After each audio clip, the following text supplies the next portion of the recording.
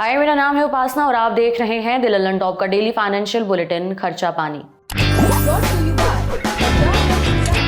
and New India Assurance.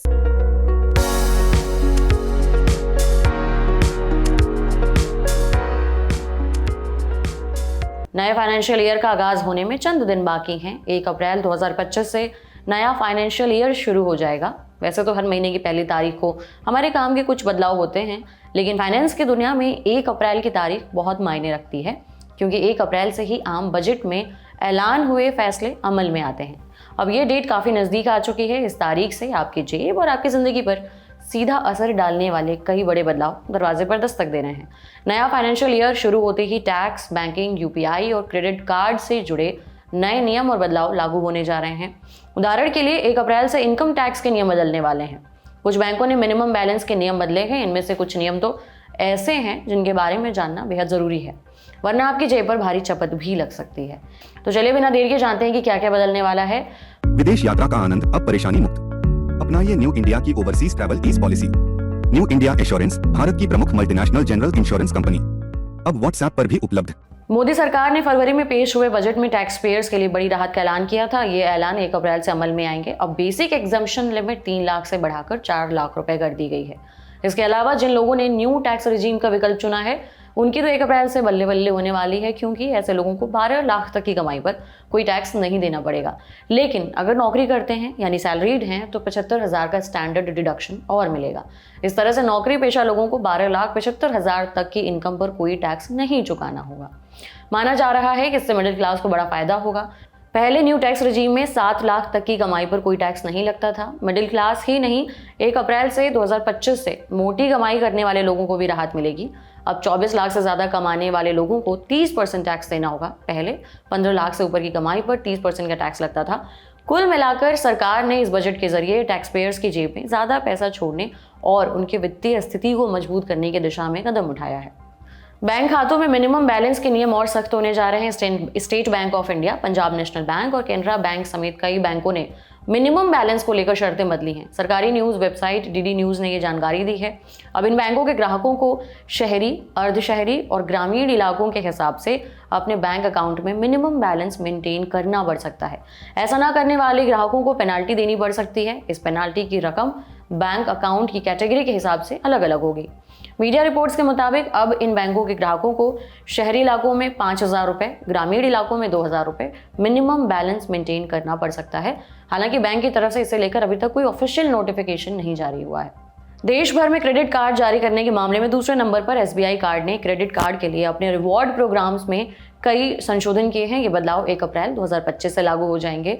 इन बदलावों का असर एसबीआई के कुछ पॉपुलर क्रेडिट कार्ड पर पड़ेगा, जैसे कि क्लब विस्तारा एसबीआई का credit card, club Vistara SBI prime credit card, simply click SBI card, air India SBI platinum credit card और air India SBI signature credit card.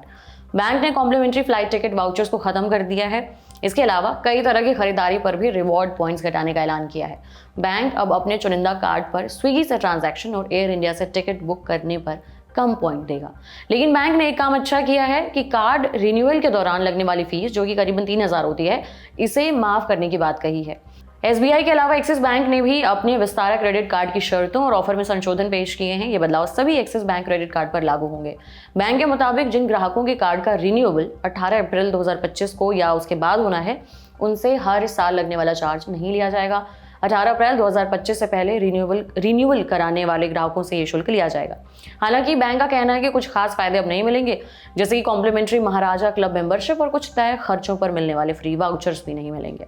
सरकार ने एफडी से ब्याज कमाने वाले सीनियर सिटीजन्स को बड़ी राहत दी है। वित्त मंत्री निर्मला सीतारमण ने बजट में सोर्स पर टैक्स कटौती यानी कि टीडीएस नियमों में कई संशोधन किए थे।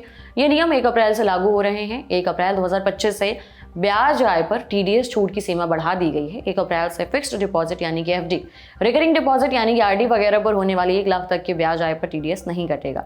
अभी तक ये सीमा 50,000 थी, लेकिन अब सीनियर सिटीजन्स के लिए ये लिमिट दोगुनी कर दी गई है। इससे उन सीनियर सिटीजन्स को काफ़ी फायदा होगा जो एफडी से मिले ब्याज से अपना गुजारा करते हैं।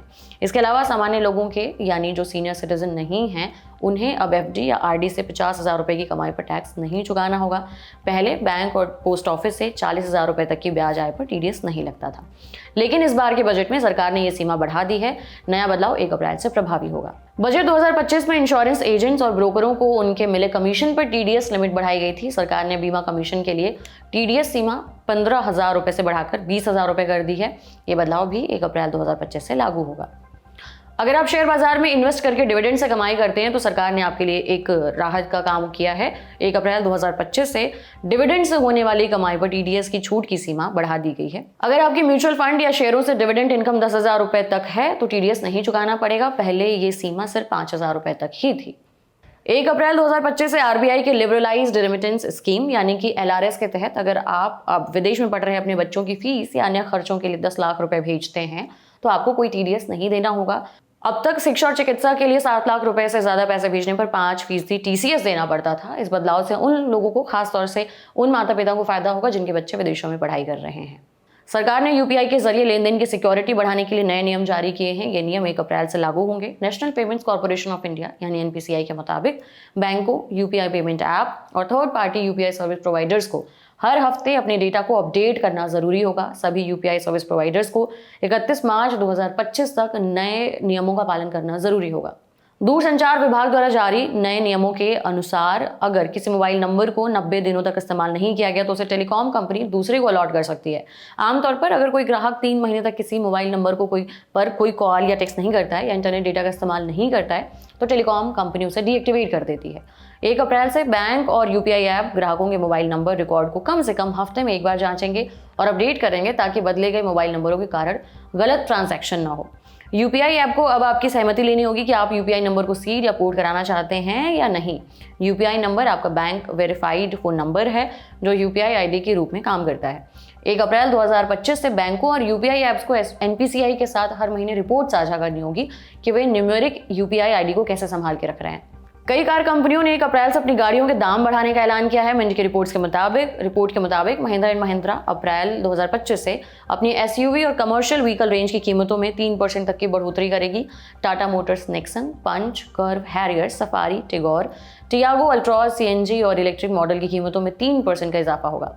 इसके अलावा मारुति सुजुकी ने भी अपने सभी मॉडलों के दाम एक बार फिर से बढ़ाने की घोषणा की है। हालांकि कंपनी ने अभी तक ये नहीं बताया है कि अप्रैल में कितनी बढ़ोतरी होगी। इससे पहले जनवरी में कंपनी ने अपनी गाड़ियों के दाम 4% और फरवरी में 1% से लेकर 4% तक बढ़ाए थे। 1 अप्रैल से बदलने वाले आपके काम की दूसरी वित्तीय बातों की बात करें तो गैस सिलेंडर और सीएनजी की कीमतों में बदलाव देखने को मिल सकता है। हर महीने की 1 तारीख को एलपीजी और सीएनजी और पीएनजी की कीमतों में बदलाव होता है। 1 मार्च को एलपीजी सिलेंडर के नए रेट जारी किए गए हैं जिसमें 19 किलो वाला कमर्शियल एलपीजी सिलेंडर का जो दाम है उसमें बढ़ोतरी की गई थी।